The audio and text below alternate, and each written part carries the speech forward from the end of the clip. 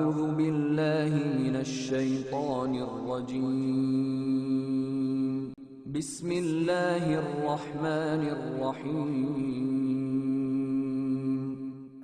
إن الذين يرمون المحصنات الغافلات المؤمنات، وہ لوگ جو کہ پاک دامن ہر قسم کی بدکاری سے غافل مومنہ عورتوں پر بدکاری کا الزام لگاتے ہیں، لعنوا فی الدنیا والآخرہ، ایسے لوگ دنیا میں بھی لعنت کے مستحق ہیں اور آخرت میں بھی لعنت کے مستحق ہیں۔ ان الحمد لله نحمده ونستعينه ونستغفره ونؤمن به ونتوكل عليه ونعوذ بالله من شرور أنفسنا ومن سيئات أعمالنا، من يهده الله فلا مضل له ومن يضلل فلا هادي له، وأشهد أن لا إله إلا الله وحده لا شريك له، وأشهد أن محمدًا عبده ورسوله أرسله بالحق بشيرًا ونذيرًا، أما بعد فإن أحسن الحديث كتاب الله، وخير الهدي هدي محمد صلى الله عليه وسلم، وشر الأمور محدثاتها، وكل محدثة بدعة، وكل بدعة ضلالة، وكل ضلالة في النار۔ يا أيها الذين آمنوا اتقوا الله حق تقاته ولا تموتن إلا وأنتم مسلمون۔ يا أيها الناس اتقوا ربكم الذي خلقكم من نفس واحدة وخلق منها زوجها وبث منهما رجالا كثيرا ونساء، واتقوا الله الذي تساءلون به والأرحام، إن الله كان عليكم رقيبا۔ يا أيها الذين آمنوا اتقوا الله وقولوا قولا سديدا يصلح لكم أعمالكم ويغفر لكم ذنوبكم، ومن يطع الله ورسوله فقد فاز فوزا عظيما، أما بعد۔ محترم حاضرین جمعہ، ہمارے نبی محمد الرسول اللہ صلی اللہ علیہ وسلم نے ہم اللہ کے بندوں کو جن بڑے گناہوں سے ڈرایا، بچنے کی تاکید فرمائی اور کہا کہ وہ ہلاک کرنے والے گناہ ہیں، ان میں سے ایک گناہ پاک دامن شریف اور پاک عورتوں پر بہتان لگانا بھی ہے۔ کسی پر بدکاری کا الزام لگانا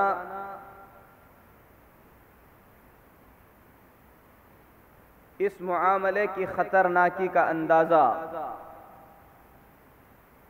اس آدمی یا اس عورت کی دل کی کیفیت سے کیا جا سکتا ہے جس پر اس طریقے کا الزام لگایا گیا ہے۔ اللہ تبارک و تعالی نے اپنے آخری نبی محمد الرسول اللہ صلی اللہ علیہ وسلم پر جو دین نازل فرمایا ہے، دین اسلام، اس دین میں اللہ نے اپنے بندوں کی عزتوں کی مکمل حفاظت کا بندوبست فرمایا ہے۔ نسل کی حفاظت اور عزتوں کی حفاظت کے خاطر اللہ تبارک و تعالی نے زنا جیسے برے کام کو حرام کرتے ہوئے فرمایا، وَلَا تَقْرَبُوا الزِّنَا إِنَّهُ كَانَ فَاحِشَةً وَسَاءَ سَبِيلًا، زنا کے قریب بھی نہ جانا، کیونکہ وہ بدکاری اور بڑا برا راستہ ہے۔ بلکہ اللہ تبارک و تعالی نے زنا کرنے والے مردوں اور عورتوں کے لیے آخرت کی سزا تو مقرر فرما ہی دی، لیکن دنیا میں لوگ دنیا کی سزا سے ڈرتے ہوئے اس بدکاری سے باز رہیں۔ اللہ تبارک و تعالی نے دنیا کے اندر بھی اس کی حد مقرر فرمائی کہ اگر کوئی مرد یا عورت نکاح ہو جانے کے بعد اس کام کو کر بیٹھتے ہیں تو انہیں دنیا سے ختم کر دیا جائے۔ اگر شادی سے پہلے کوئی اس کام کو کرتا ہے تو اسے 100 کوڑے مارے جائیں، تاکہ عزتوں کی حفاظت ہو اور نسلوں کی حفاظت ہو۔ عزت، ناموس، عفت اور پاک دامنی، اس کا خیال اسلام میں اتنا رکھا گیا کہ اگر کوئی شخص بغیر کسی دلیل کے کسی مرد یا عورت پر بدکاری کا الزام لگاتا ہے تو بدکاری کرنے والے کو جتنی سزا دنیا میں دی جا رہی ہے قریب قریب اتنی ہی سزا بدکاری کے الزام لگانے والے کو دی گئی۔ قرآن پاک میں اللہ نے فرمایا والذین یرمون المحصنات، ایسے لوگ جو پاک دامن عورتوں پر بدکاری کا الزام تھوپتے ہیں، بدکاری کا الزام لگاتے ہیں،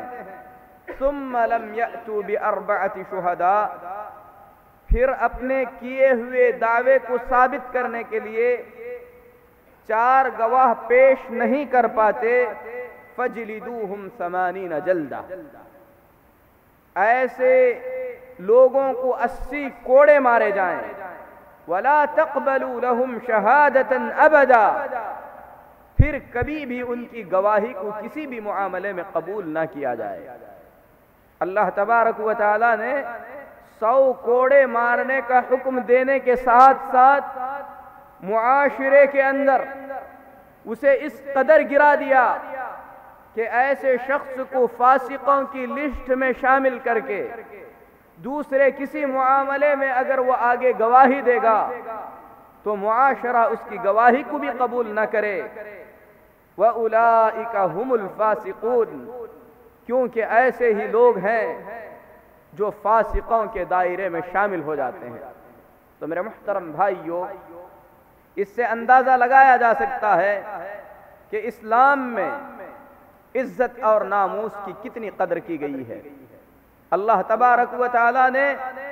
ایسے لوگوں کے لیے دنیا کی سزا بھی تجویز فرمائی اور آخرت کی سزا کا بھی اللہ تبارک و تعالی نے وعدہ فرمایا۔ اللہ فرماتا ہے ان الذین یرمون المحصنات الغافلات المؤمنات، وہ لوگ جو کہ پاک دامن، ہر قسم کی بدکاری سے غافل مومنہ عورتوں پر بدکاری کا الزام لگاتے ہیں، لعنوا فی الدنیا والآخرہ، ایسے لوگ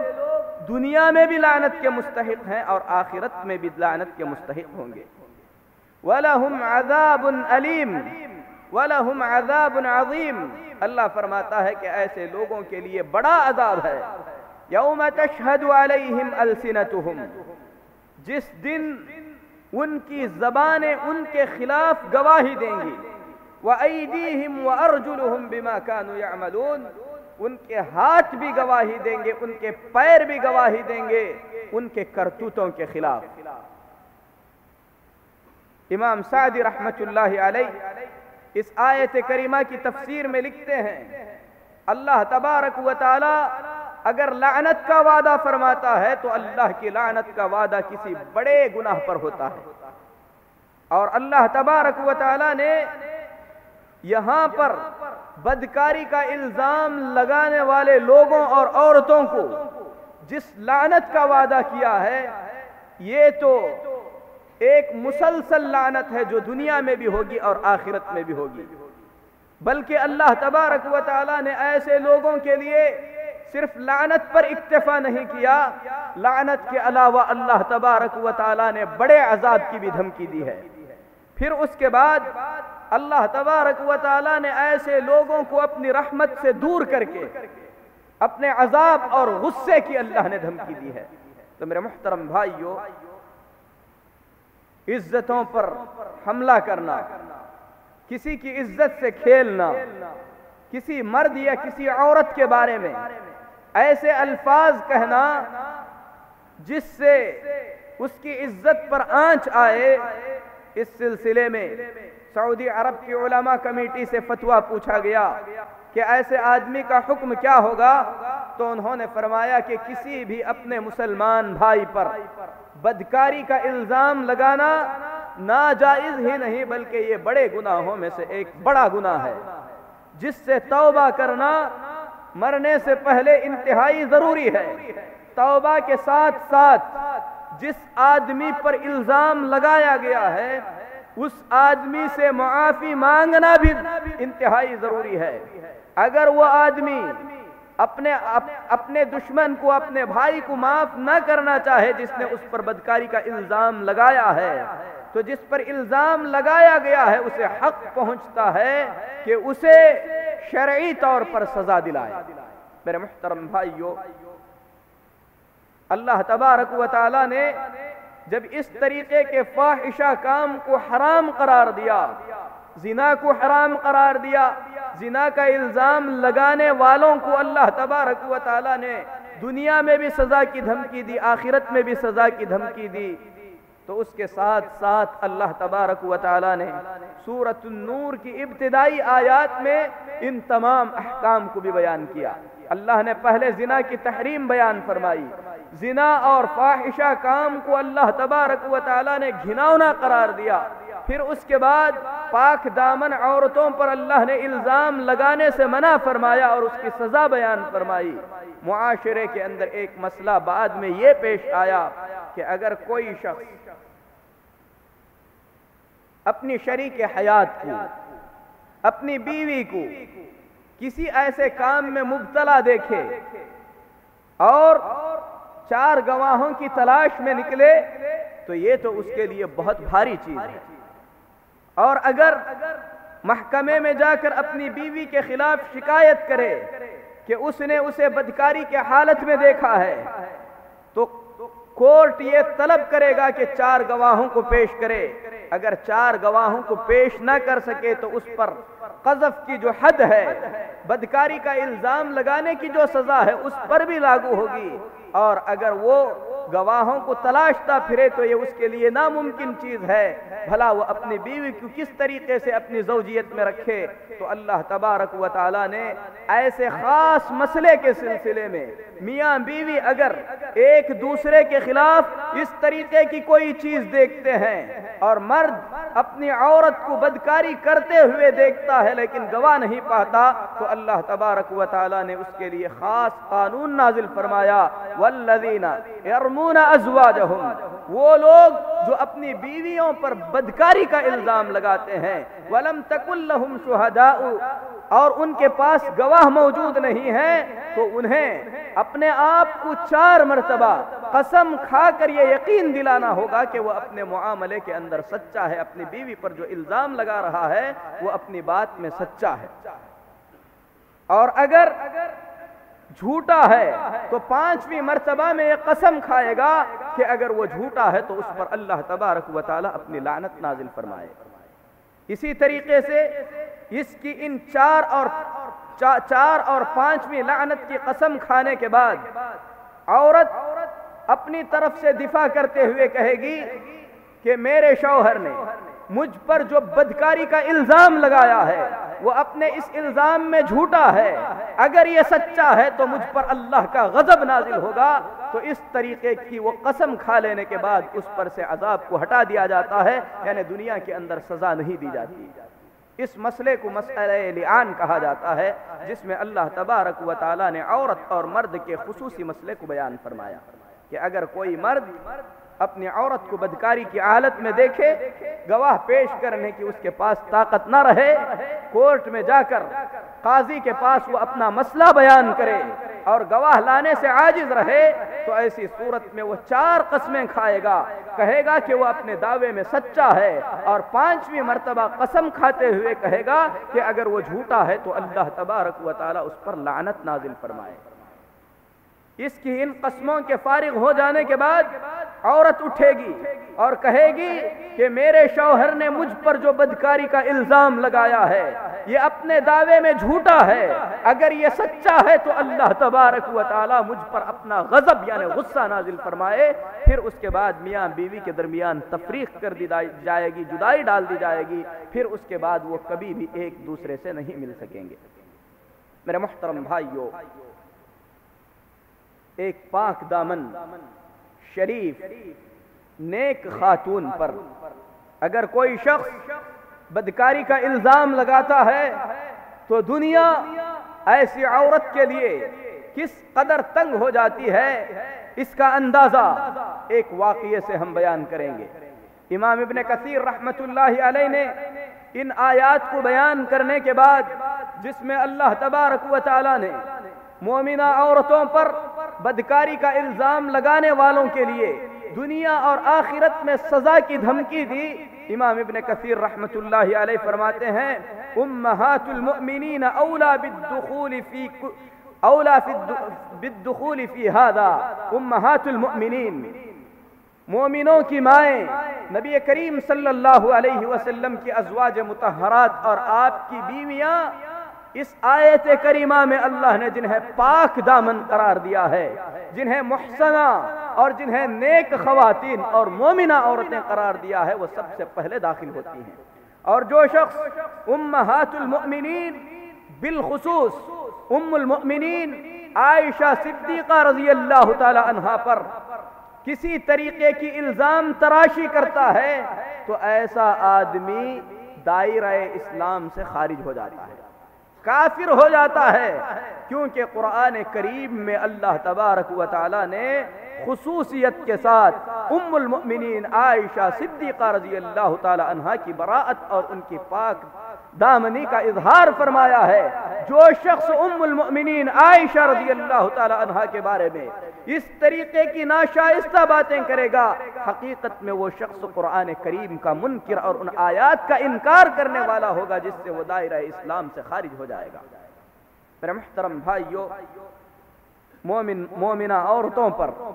جس طریقے سے یہ الزام لگانا حرام، بڑا گناہ، سزا کا باعث بنتا ہے، اسی طریقے سے مومن مردوں پر بھی اس طریقے کا الزام لگانا اسی طریقے کی سزا، لعنت اور عذاب کا باعث بنتا ہے۔ اللہ تبارک و تعالی نے آیات کے اندر اور نبی کریم صلی اللہ علیہ وسلم نے احادیث میں خصوصیت کے ساتھ عورتوں کا تذکرہ فرمایا، کیونکہ اس برے کام سے، اس طریقے کی الزام تراشی سے جس طریقے کا نقصان عورتوں کو برداشت کرنا پڑتا ہے، اتنا شدید نقصان مردوں کو نہیں ہوتا۔ ایک مرد پر اگر الزام لگایا جائے، یقیناً اس کی عزت مجروح ہو جاتی ہے، اس کے جذبات کو ٹھیس پہنچتی ہے، ایسا آدمی معاشرے کے اندر غلط نظر سے دیکھا جاتا ہے۔ لیکن یہی الزام ایک مرد کے بجائے اگر عورت پر لگایا جاتا ہے تو یقیناً اس عورت کی عزت مرد کے بنسبت زیادہ مخدوش ہو جاتی ہے، اس عورت کی ناموس یقیناً مرد کے بنسبت بہت ہی زیادہ مجروح ہو جاتی ہے۔ اسی لیے اللہ تبارک و تعالی نے عورتوں کا تذکرہ فرمایا اور نبی کریم صلی اللہ علیہ وسلم نے بھی عورتوں کا تذکرہ فرمایا۔ یہ آیتیں جو نازل ہوئی سورہ نور کی، بلکہ سورہ نور کی جو آیات سورت نازل ہوئی، اس آیت کے نزول کا ایک سبب ہے جسے بخاری اور مسلم میں ہم تمام کی ماں عائشہ صدیقہ رضی اللہ تعالی عنہا بڑی تفصیل سے بیان فرماتی ہیں، کہتی ہیں اللہ کے رسول صلی اللہ علیہ وسلم جب کسی غزوے میں، جب کسی جنگ میں نکلتے، اپنی ازواج مطہرات کے درمیان آپ صلی اللہ علیہ وسلم قرآن اندازی کر کے جس کے نام کی چٹھی نکلتی، جس کا قرآن نکلتا، اسے سفر میں اپنے ساتھ لے کر چلا کرتے تھے۔ غزوہ بنو المصطلق جو کہ شعبان کے مہینے میں سن 6 ہجری میں پیش آنے والا ایک عظیم غزوہ ہے، جس میں بڑی لڑائی تو نہیں ہوئی، لیکن اللہ تبارک و تعالیٰ نے منافقین کی جو حقیقت تھی اس حقیقت کو اس غزوے کے اندر کھول کر رکھ دیا۔ ماں عائشہ رضی اللہ تعالی عنہا فرماتی ہیں اس غزوے میں جب رسول اکرم صلی اللہ علیہ وسلم نکلنے لگے تو آپ صلی اللہ علیہ وسلم نے عادت کے مطابق قرآن اندازی کی۔ وہاں پر ام المؤمنین فرماتی ہیں کہ میرا نام قرآن میں نکلا، اللہ کے رسول صلی اللہ علیہ وسلم مجھے اپنے ساتھ لے کر چلے، اور یہ اس وقت کی بات ہے جب اللہ تبارک و تعالی نے پردے کا قانون نازل فرما دیا تھا، اور اللہ کے نبی صلی اللہ علیہ وسلم غزوے کے لیے جا رہے ہیں۔ ماں عائشہ آپ کے ساتھ ہیں۔ اللہ کے قوانین، اللہ تبارک و تعالیٰ کے حکم کا اتنا احترام ہے کہ اپنی زوجہ محترمہ کو نبی کریم صلی اللہ علیہ وسلم نے اپنے ساتھ لیا تو پورے پردے کا انتظام فرمایا۔ فرماتی ہیں مجھے ہودج کے اندر بٹھایا جاتا تھا، جو صندوق نما ہوتا ہے، جسے چاروں طرف سے مکمل طور پر گھیرا جاتا ہے، باہر سے کوئی دیکھ نہیں سکتا کہ اندر کیا ہے۔ ہودج ایک صندوق کی طرح ہے جس کے چاروں طرف سے گھیرا ہوا ہے۔ ماں عائشہ رضی اللہ تعالی عنہا کو اس میں بٹھایا جاتا تھا اور اس ہودج کو اٹھا کر اونٹ پر رکھا جاتا تھا، پھر اس کے بعد اس طریقے سے سفر طے ہوتا تھا۔ حضرت عائشہ رضی اللہ تعالی عنہا فرماتی ہیں ہم لوگ غزوے سے جب واپس ہونے لگے، غزوہ ہوا، غزوے سے واپس ہونے لگے، اللہ کے نبی صلی اللہ علیہ وسلم صحابہ کرام رضی اللہ تعالی عنہم اجمعین کے ساتھ آرام کرنے کے لیے اترے۔ حضرت عائشہ رضی اللہ تعالی عنہا فرماتی ہیں میں قضاء حاجت کے لیے نکلی،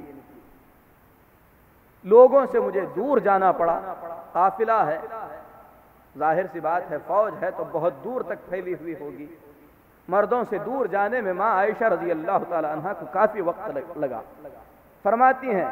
قضاء حاجت سے فارغ ہونے کے بعد جب میں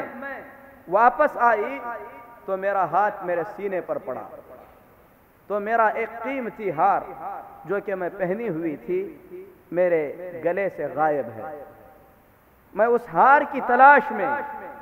دوبارہ اسی جگہ پر گئی جہاں پر میں قضاء حاجت کے لیے گئی، جا کر اس ہار کی تلاش میں لگ گئی۔ وقت اتنا بیت گیا کہ لوگ وہاں سے مکمل طور پر چلے جا چکے تھے۔ حضرت عائشہ رضی اللہ تعالی عنہا فرماتی ہیں مجھے میرا ہار تو مل گیا، لیکن آ کر میں نے وہاں پر دیکھا تو وہاں پر کوئی بھی موجود نہیں تھا، سارے کے سارے لوگ نکل چکے تھے۔ میں ایک کم سن لڑکی تھی، اس وقت حضرت عائشہ صدیقہ رضی اللہ تعالی عنہا کی عمر 15 سال کی تھی۔ فرماتی ہیں کہ جب میں وہاں پر پہنچی کوئی موجود نہیں تھا تو پھر میں اپنی جگہ پر آ کر بیٹھ گئی، اس خیال سے کہ لوگ مجھے گم پائیں گے رسول اکرم صلی اللہ علیہ وسلم تو دوبارہ اس جگہ میں آ کر تلاش کر لیں گے۔ حضرت عائشہ صدیقہ رضی اللہ تعالی عنہا نے اس واقعے کو بڑی تفصیل سے بیان کرتے ہوئے فرمایا ہے کہ اس وقت میں ایک تو کم عمر دبلی پتلی تھی اور ہودج پر مجھے اٹھا کر رکھا جاتا تھا۔ لوگوں نے جو ہودج کو اٹھایا یہ محسوس کیا کہ میں اس میں موجود ہوں، یعنی آپ اس سے اندازہ لگا سکتے ہیں کہ عورتوں کے اندر کتنی عفت، کتنی حیا، کتنی شرم تھی کہ 4 آدمی اٹھا کر رکھتے ہیں، ہلنا تک ان کو جو ہے نہیں آتا تھا، ہلتی تک نہیں تھی، مکمل خاموشی کا اظہار کیا کرتی تھی، ہودج میں ہے کہ نہیں ہے اس کا ان لوگوں کو احساس تک نہیں ہوتا تھا۔ تو حضرت عائشہ رضی اللہ تعالی عنہا فرماتی ہیں کہ ایک تو میں دبلی پتلی تھی، 4 آدمیوں نے اٹھا کر رکھا تو ان کو محسوس نہیں ہوا کہ میں اس میں ہوں کہ نہیں ہوں، اور مجھے یقین تھا کہ جب اگلی منزل پر اتریں گے رسول اکرم صلی اللہ علیہ وسلم مجھے گم پائیں گے تو دوبارہ تلاشتے ہوئے اس جگہ پر یقیناً پہنچ جائیں گے۔ میں انتظار کرتے ہوئے بیٹھے مجھے آنکھ لگ گئی۔ یقیناً سفر، اور سفر میں انسان تھکتا ہے۔ حضرت عائشہ صدیقہ رضی اللہ تعالی عنہا کی آنکھ لگ گئی تو فرماتی ہیں میں نے کسی کو انا للہ و انا الیہ راجعون پڑھتے ہوئے سنا تو میری آنکھ کھل گئی۔ دیکھا کہ صفوان بن معطل السلمی رضی اللہ تعالی عنہ، جو کہ جلیل القدر صحابی ہیں، جن کے بارے میں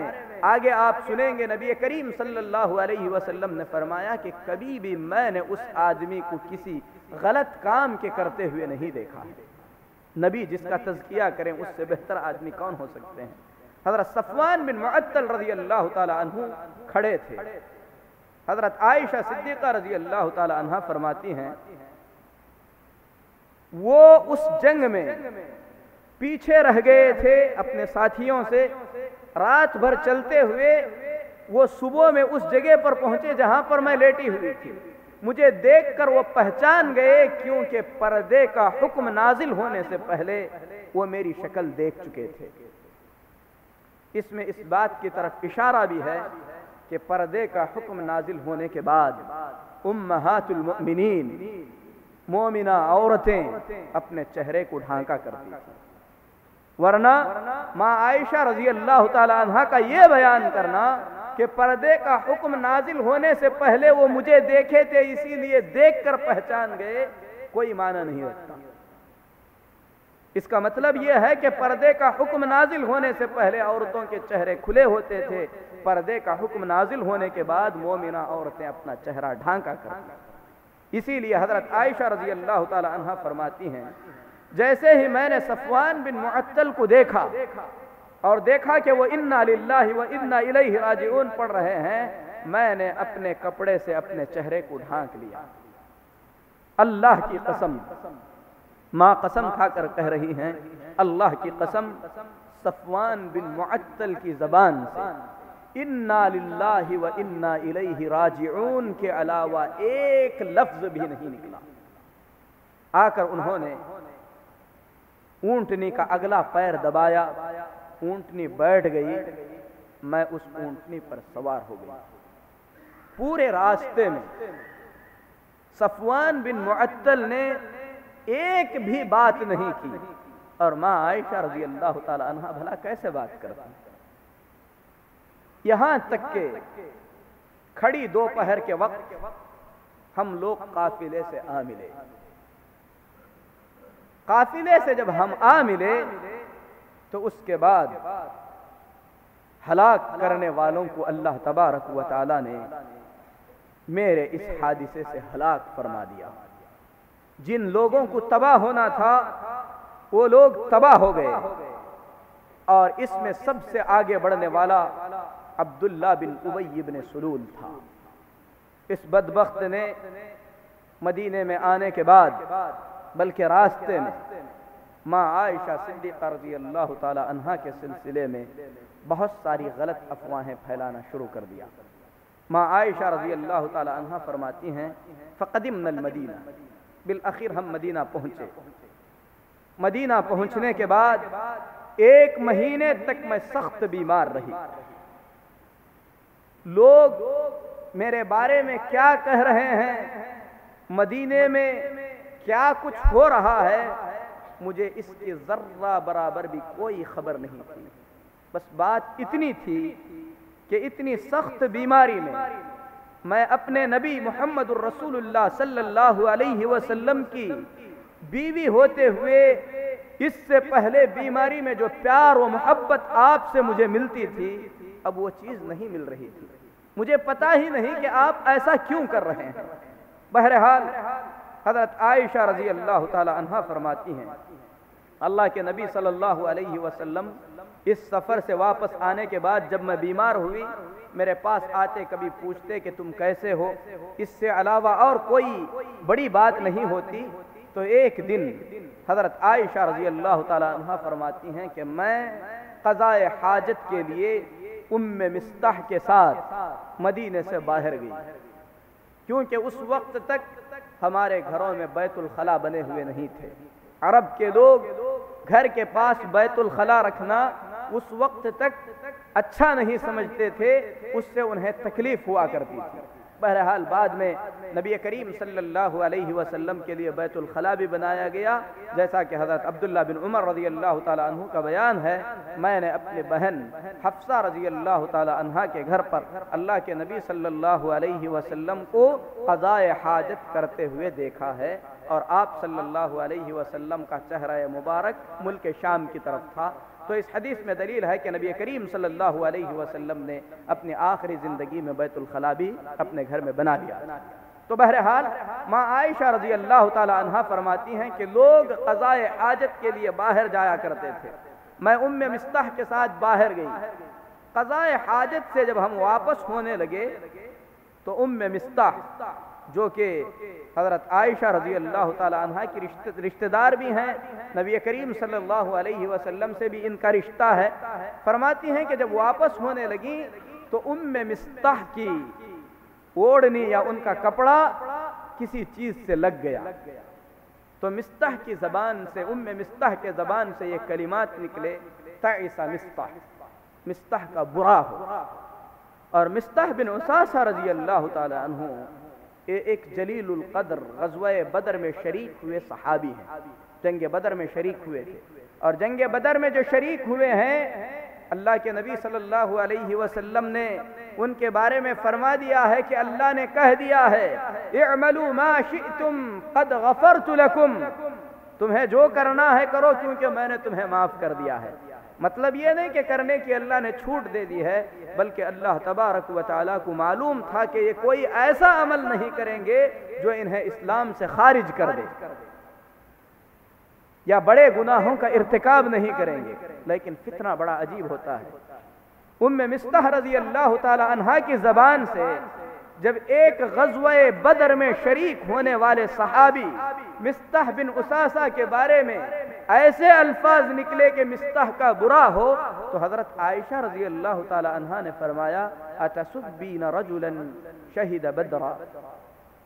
کیا تم ایسے آدمی کو برا کہہ رہی ہو جو غزوہ بدر میں شریک ہوا تھا؟ تو ام مصطح رضی اللہ تعالی عنہا نے فرمایا اے ہنتا اولم تسمعی ما قال، اے بچی کیا تجھے معلوم نہیں ہے کہ ماحول میں کیا کچھ ہو رہا ہے؟ قلت وماذا، حضرت عائشہ رضی اللہ تعالی عنہ فرماتی ہیں کہ میں نے کہا کہ کیا ہو رہا ہے؟ اس سے آپ اندازہ لگا سکتے ہیں رسول اکرم صلی اللہ علیہ وسلم کا گھرانہ، آپ صلی اللہ علیہ وسلم کا گھر باہر کی بیکار کی خبروں سے کس قدر پاک ہوا کرتا تھا۔ عورتیں جس طریقے سے ہمارے معاشرے میں ہونے اور نہ ہونے والی چھوٹی چھوٹی باتوں کو لے کر ایک دوسرے کو بیان کرتے پھرتی ہیں، ان تمام چیزوں سے امہات المؤمنین کے گھر پاک ہوا کرتے تھے۔ معاملہ خود حضرت عائشہ کا ہے رضی اللہ تعالی عنہا، معاملے کو ہوئے تقریباً مہینہ گزر چکا ہے، ماں عائشہ رضی اللہ تعالی عنہا کو ذرہ برابر بھی خبر نہیں ہے کہ ان کے بارے میں باہر کیا کچھ ہو رہا ہے، اور مدینہ اس قدر پک چکا ہے کہ مدینے کے اندر بہت سارے لوگ ام المؤمنین عائشہ رضی اللہ تعالی عنہا کے بارے میں بہت سی غلط باتیں اڑاتے پھر رہے ہیں۔ حضرت عائشہ رضی اللہ تعالی عنہا سے جب ام مصطح رضی اللہ تعالی عنہا نے افک کے بارے میں، ان پر لگائے گئے الزامات کے بارے میں کچھ باتیں کہیں، تو حضرت عائشہ رضی اللہ تعالی عنہا فرماتی ہیں کہ میں اپنے گھر آئی، اللہ کے نبی صلی اللہ علیہ وسلم وہ پیار نہیں دے رہے ہیں جو پیار پہلے ہوا کرتا تھا۔ ام مصطح سے آپ کو معلوم ہوا کہ آپ کے بارے میں الزامات لگائے جا رہے ہیں، تو فرماتی ہیں فَازْدَدْتُ مَرْضًا إِلَى مَرَضِي، میری جو بیماری ہے اور زیادہ بڑھ گئی، اور زیادہ بیمار ہو گئی۔ میں نے اپنے شوہر اللہ کے نبی محمد الرسول اللہ صلی اللہ علیہ وسلم سے کہا أَتَأْذَنُ لِي أَنْ آتِيَ أَبَوَيْ، کیا آپ مجھے اجازت دیں گے کہ میں اپنے ماں باپ کے گھر جا سکوں؟ حالانکہ حضرت عائشہ رضی اللہ تعالی عنہ گھر حضرت ابو بکر صدیق رضی اللہ تعالی عنہ کے گھر سے کوئی دور نہیں تھا، یہ گھر کے آداب ہیں. ایک عورت اپنے گھر سے اپنا قدم باہر نکالتی ہے تو اپنے شوہر کی اجازت مانگتی ہے، کیونکہ یہ اللہ کی طرف سے اسے حکم دیا گیا ہے. اللہ کے حکم کا خیال کرتے ہوئے کسی بھی عورت کو اس بات کی اجازت نہیں ہے کہ اپنی شوہر کی اجازت کے بغیر اپنے گھر سے باہر اپنا قدم نکالے. بہرحال اللہ کے نبی صلی اللہ علیہ وسلم نے ام المؤمنین عائشہ صدیقہ رضی اللہ تعالی عنہا کو گھر جانے کی اجازت دی. ماں عائشہ رضی اللہ تعالی عنہا فرماتی ہیں میں اپنے گھر آئی. آنے کے بعد میں نے اپنی ماں سے کہا کہ ماں لوگ یہ کیا کہہ رہے ہیں. حضرت عائشہ رضی اللہ تعالی عنہا فرماتی ہیں کہ میری ماں نے کہا کہ بیٹی ایک خوبصورت عورت اگر اپنے شوہر کی زندگی میں ہو، اس کی بہت سی سوتنیں ہوں تو اس طریقے کی باتیں عام ہیں. تو حضرت عائشہ رضی اللہ تعالی عنہا کی ماں حضرت عائشہ رضی اللہ تعالی عنہا کو تسلی دینا چاہتی تھی، کیونکہ اس فتنے میں واقع ہونے والوں میں کچھ ایسی عورتیں بھی تھیں جن کا تعلق حضرت عائشہ رضی اللہ تعالی عنہا کی سوتنوں سے یعنی دوسرے امہات المؤمنین سے تھا. امہات المؤمنین میں سے کسی بھی ماں نے حضرت عائشہ رضی اللہ تعالی عنہا کے بارے میں کوئی بات نہیں کہی، لیکن امہات المؤمنین کے رشتوں میں سے کچھ عورتوں نے کچھ ایسی باتیں کہی تھیں جس کی بنیاد پر حضرت عائشہ رضی اللہ تعالی عنہا کی ماں نے یہ بات کہی اور تسلی دینا چاہا. حضرت عائشہ رضی اللہ تعالی عنہا فرماتی ہیں میری ماں نے تسلی دی، کہا ہوینی علیکی، اپنے آپ کو قابو میں رکھو، گھبرانے کی کوئی بات نہیں ہے. حضرت عائشہ رضی اللہ تعالی عنہا فرماتی ہیں میں نے کہا سبحان اللہ وقد تحدث الناس بهذا، سبحان اللہ، کیا حقیقت میں اس طریقے کی افواہیں مدینے میں اڑائی جا چکی ہیں. فبکیت تلک اللیلۃ حتی اصبحت، خبر کے یقینی ہو جانے کے بعد مجھے اپنے آپ پہ قابو نہیں رہا، پوری رات میں نے روتے ہوئے بسر کر دی. صبح ہوئی، صبح بھی میں روتی رہی، مجھے مکمل طور پر نیند نہیں آئی. اللہ کے رسول صلی اللہ علیہ وسلم اس مسئلے کو لے کر حد درجے پریشان تھے.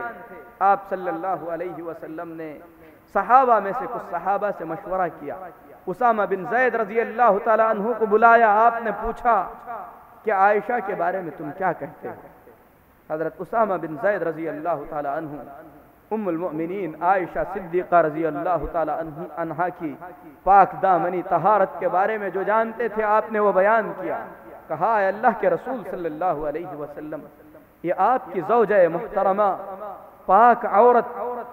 آپ کی عزت ہیں، ان کے بارے میں کسی بھی طریقے کی کوئی شک کرنے کی گنجائش نہیں ہے. ہم تو ان کے بارے میں خیر کے سوا کچھ بھی نہیں جانتے. اللہ کے نبی صلی اللہ علیہ وسلم نے حضرت علی رضی اللہ تعالی عنہ سے مشورہ کیا. حضرت علی رضی اللہ تعالی عنہ نے نبی کریم صلی اللہ علیہ وسلم کی پریشانی کو دیکھا، آپ حد درجے معاملے میں پریشان ہیں، تو حضرت علی رضی اللہ تعالی عنہ نے اپنے نبی صلی اللہ علیہ وسلم کی پریشانی کا خیال کرتے ہوئے مشورہ دیا. کہا اے اللہ کے رسول صلی اللہ علیہ وسلم، اللہ تبارک و تعالی نے دنیا میں عورتوں کی تو کمی نہیں رکھی ہے، آپ اس پریشانی سے باہر آ جائیے، آپ جدائی اختیار کر لیجئے، کسی اور سے نکاح کر لیجئے. اگر معاملے کی مزید تحقیق آپ کرنا چاہتے ہیں تو آپ ان کی خادمہ بریرہ سے ضرور مشورہ کیجئے. حضرت علی رضی اللہ تعالی عنہ نے ماں عائشہ رضی اللہ تعالی عنہا کی عفت اور پاک دامنی پر ذرہ برابر بھی شک نہیں کیا، لیکن آپ کو پریشان دیکھا تو آپ صلی اللہ علیہ وسلم کی پریشانی سے باہر آنے کا ایک راستہ انہوں نے بیان کیا اور حضرت بریرہ رضی اللہ تعالی عنہا سے مشورہ کرنے کے لیے کہا.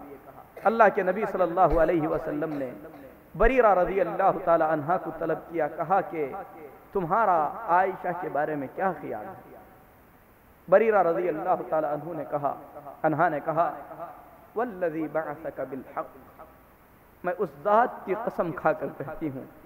جس نے آپ کو حق کے ساتھ نبی بنا کر بھیجا ہے۔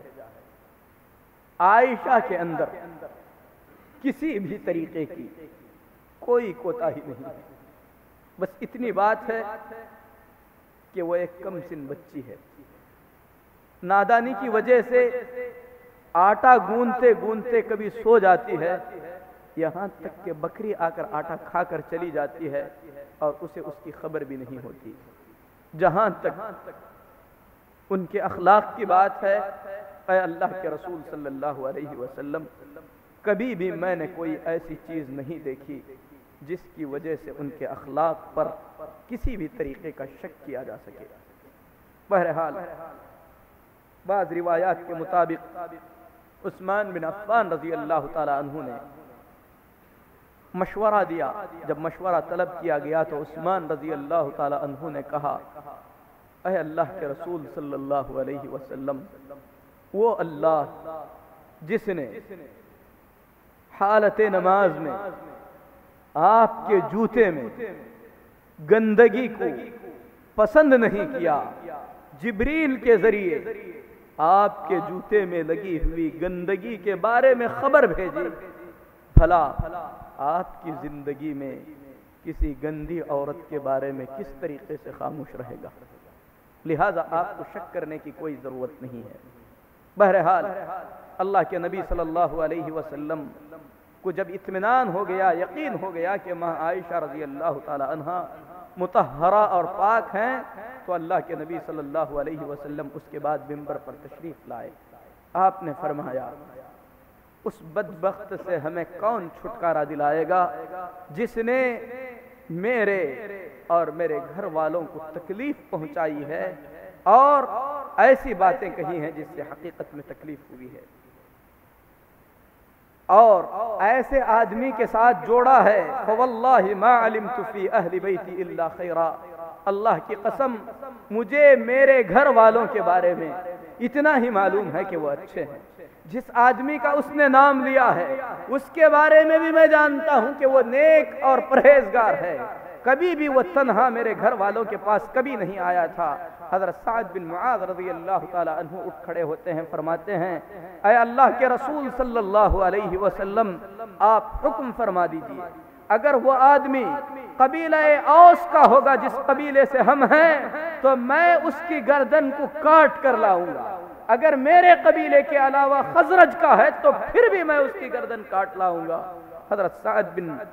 معاذ رضی اللہ تعالی عنہ کی یہ بات سن کر سعد بن عبادہ کھڑے ہو گئے جو قبیلہ خزرج کے تھے، اور معلوم تھا کہ بات عبداللہ بن ابی بن سلول کی ہو رہی ہے۔ حضرت سعد بن عبادہ رضی اللہ تعالی عنہ کو قومی حمیت آ گئی، حالانکہ وہ نیک، متقی، پرہیزگار، جلیل القدر صحابی ہیں، لیکن کہا کہ سعد تم ایسا ہرگز نہیں کر سکو گے اور ایسا کرنے کے لیے ہم ہرگز نہیں دیں گے۔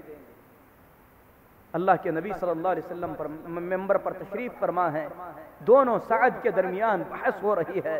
حضرت اسید بن حضیر رضی اللہ تعالی عنہ اٹھ کھڑے ہوتے ہیں، حضرت سعد بن عبادہ سے کہتے ہیں کہ تم منافق ہو، منافقوں کی طرف سے دفاع کر رہے ہو، یقیناً ہم اسے قتل کر کے رہیں گے۔ اللہ کے نبی صلی اللہ علیہ وسلم نے دیکھا قبیلہ اوس اور خزرج کے درمیان تو میں اتنی ہو رہی ہے کہ قریب ہے کہ لڑ پڑیں۔ اللہ کے نبی صلی اللہ علیہ وسلم نے معاملے کو ٹھنڈا کرنے کے لیے سب کو خاموش کرانا چاہا۔ آپ صلی اللہ علیہ وسلم خاموش کراتے رہے یہاں تک کہ سب کے سب خاموش ہو گئے۔ اللہ کے نبی صلی اللہ علیہ وسلم پریشان حال واپس لوٹے۔ ماں عائشہ رضی اللہ تعالی عنہ فرماتی ہیں وہ پورا دن روتے ہوئے گزرا، دوسرے دن روتی رہی، تیسرے دن روتی رہی، یہاں تک کہ روتے روتے میری آنکھوں سے پانی سوکھ گیا۔ دوپہر کے وقت میں اپنے ماں باپ کے ساتھ بیٹھی ہوئی تھی، رو رہی تھی۔ انصار کی ایک عورت نے اندر آنے کی اجازت مانگی، ہم نے اجازت دی، وہ عورت آ کر ہمارے ساتھ بیٹھ گئی اور وہ بھی رونے لگی۔ اس کی تھوڑی دیر کے بعد اللہ کے نبی محمد الرسول اللہ صلی اللہ علیہ وسلم تشریف لائے۔ آپ صلی اللہ علیہ وسلم نے سلام کیا، اندر داخل ہوئے، آپ آ کر ہمارے ساتھ بیٹھ گئے۔ اس واقعے کے ہونے کے بعد سے لے کر اللہ کے نبی صلی اللہ علیہ وسلم اب تک لمبی مدت کے لیے میرے پاس بیٹھے ہوئے نہیں تھے۔ آپ صلی اللہ علیہ وسلم نے آ کر بیٹھنے کے بعد اللہ کی حمد و ثنا بیان فرمائی، پھر اس کے بعد کہا اما بعد، حمد و ثنا کے بعد یا عائشہ، اے عائشہ فإنہ قد بلغنی عنک کذا و کذا، مجھے تمہارے بارے میں ایسی ایسی باتیں سننے کو ملی ہیں، فإن كنت بریئة فسیبرئک اللہ، اے عائشہ اگر تو پاک ہے تو اللہ تبارک و تعالی تجھے پاک کر دے گا، وَإِن كُنْتِ أَلْمَمْتِ بِذَنْبٍ فَاسْتَغْفِرِ اللَّهِ، اے عائشہ اگر حقیقت میں تم نے کسی گناہ کا ارتکاب کر لیا ہے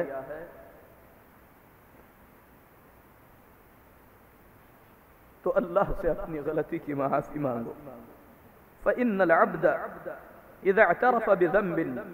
ثُمَّ تَابَ تَابَ اللَّهُ عَلَيْهِ، کیونکہ بندہ اگر کوئی غلطی کرتا ہے پھر اس کے بعد توبہ کرتا ہے تو اللہ تبارک و تعالی اس کی توبہ کو قبول فرماتا ہے۔ ماں عائشہ رضی اللہ تعالی عنہ فرماتی ہیں روتے روتے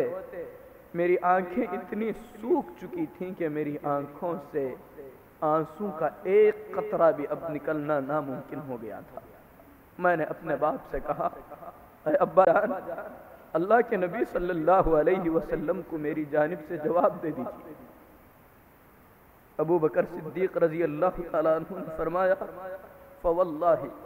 ما ادری ما اقول لرسول اللہ صلی اللہ علیہ وسلم، بیٹی اللہ کی قسم مجھے معلوم نہیں ہے کہ مجھے اللہ کے نبی صلی اللہ علیہ وسلم سے کیا کہنا چاہیے۔ ماں عائشہ رضی اللہ تعالیٰ عنہ نے اپنی ماں سے کہا ماں اللہ کے نبی صلی اللہ علیہ وسلم کو میری طرف سے جواب دے دو۔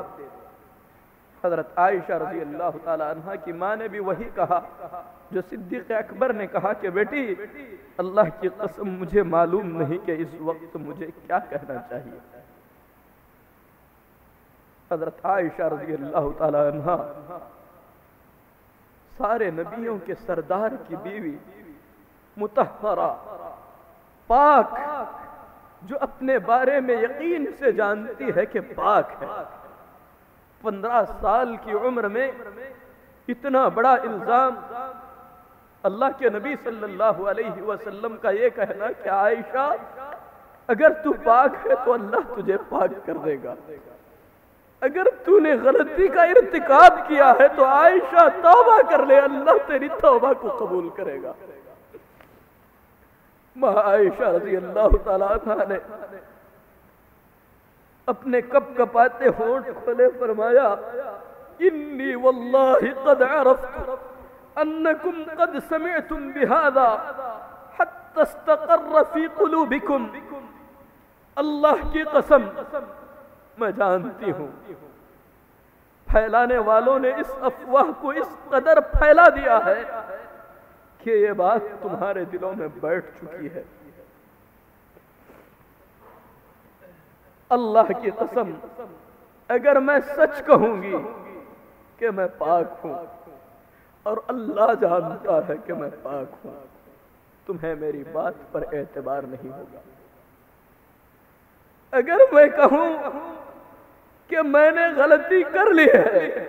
اللہ جانتا ہے کہ مجھ سے کوئی غلطی نہیں ہوئی ہے، تو تم سب کے سب میری بات کا یقین کر لو گے۔ میری اور تمہاری مثال یوسف کے باپ جیسی ہے، جس پر بھی مصیبت آئی تھی تو اس نے کہا تھا فصبر جمیل واللہ المستعان علی ما تصفون،